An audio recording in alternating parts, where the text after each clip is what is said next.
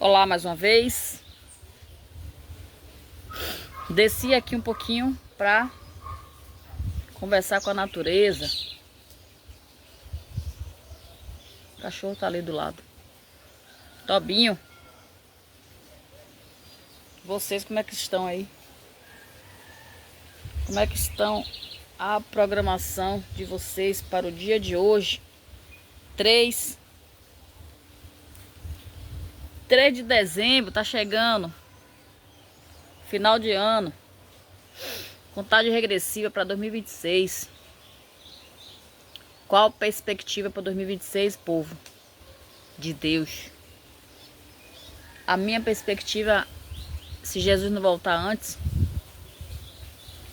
é me esforçar mais e mais na presença, na busca dele. Porque o que a gente faz para Deus ainda é pouco. Aí muitos se julgam. Muitos acham que faz muito para Deus, sendo que a gente não faz é nada. Porque o próprio Deus, ele deu teu filho, o único filho, por amor a mim, por amor a você. Mas somos muito ingratos para com esse Deus que entregou o filho dele para morrer por nós. Mas louvado e engrandecido é o nome santo do Senhor Jesus, que tem pessoas que ainda reconhecem o esforço de Jesus sobre as nossas vidas, do que ele fez naquela cruz do Calvário. E prossegue, não para, não desiste. Não é fácil não, mas entenda que para Jesus também não foi fácil. Imagine Jesus sair da tua glória, da tua majestade, de estar ao lado do Pai dele, ao lado dos anjos, gritando: Santo, Santo é o Senhor, para vir para uma terra pecaminosa, cheia de povo com defeito, cheio de raças,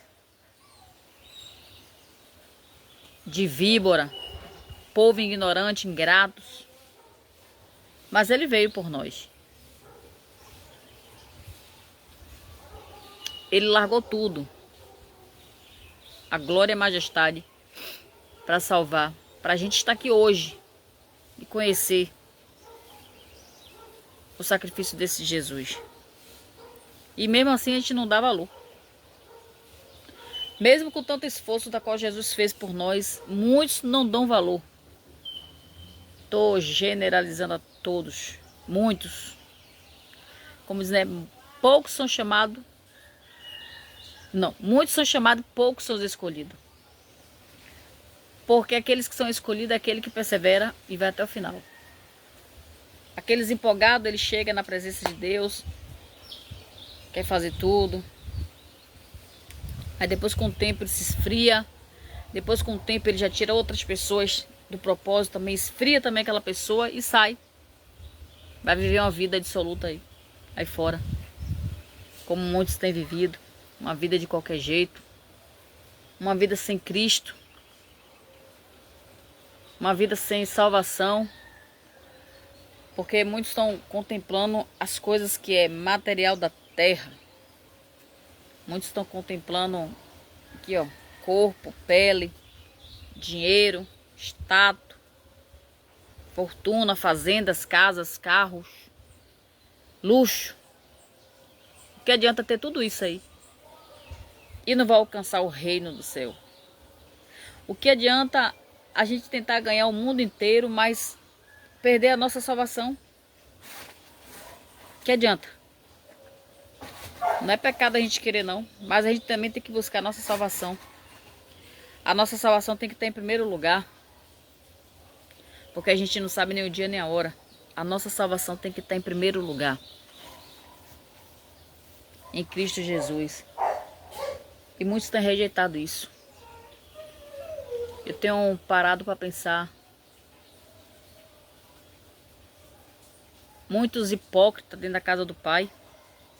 Fazendo a obra do Pai de qualquer jeito. Relaxadamente. Por reconhecimento do homem. Porque quer aparecer, quer ser reconhecido. Porque a própria palavra do Senhor diz, né?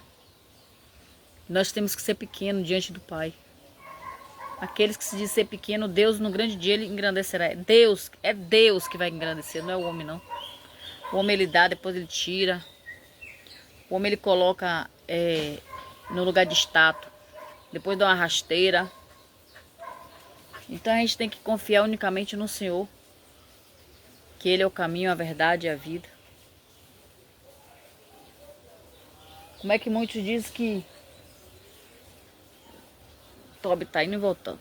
Como é que muitos dizem que conhece Jesus se não anda no caminho?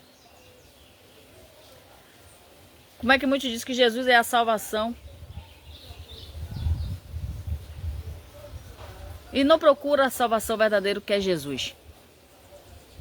Muitos pregam a Cristo, mas não vivem. Vive de uma vida de qualquer jeito.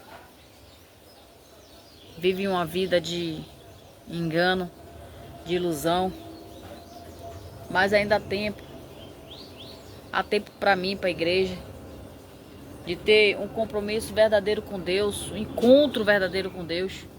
Eu não sou perfeita não, porque eu sou falha, muito falha. Pecadora, muito pecadora. Momentos na minha vida que eu murmuro, sou murmuradora. Mas eu procuro melhorar todos os dias.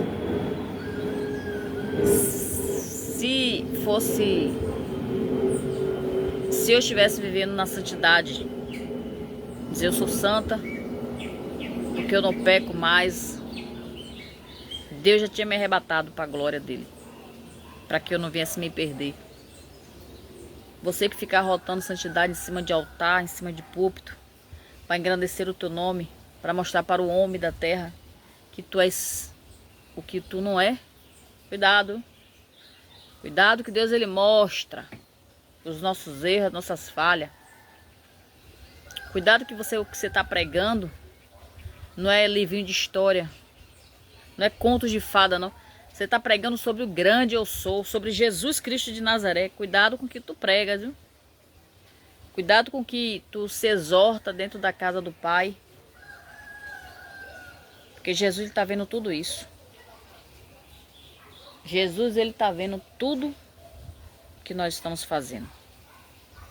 E muitas das vezes eu fico pensando assim, que a volta de Jesus está tão nítida aos nossos olhos. Só que a gente não quer enxergar. A gente não quer enxergar que Jesus já está à porta. E já está voltando já à igreja. E a gente não quer se consertar. A gente está empurrando com a barriga, deixando para amanhã. Amanhã eu me conserto. Amanhã eu busco mais. Amanhã eu me consagro mais. Amanhã. E se Jesus voltar hoje? O que seria de mim e de você, igreja? O que seria de mim e de você, seguidores, que está aí do outro lado? O que seria de nós? Se Jesus voltasse agora? Será que estaríamos preparados mesmo? Para ouvir essa grande frase, vem, vem, bendito de meu Pai. Será? É uma interrogação sobre as nossas vidas. É momento para a gente refletir se verdadeiramente estamos no caminho. Se a gente está em Cristo, a gente está no caminho. Mas se a gente está vivendo na ilusão, a gente não está no caminho. A gente desviou o caminho, desviou o percurso. Porque alguns estão falando que está no caminho porque serve a Cristo. Mas não está agradando o coração de Deus. Eu tive numa determinada congregação, que eu não vou dizer o nome, né? Há um tempo atrás aí. E eu ouvi aqueles louvores, né? Sendo entoado. Pessoas que têm até uma voz bonita que Deus escolheu para adorar, não foi para cantar.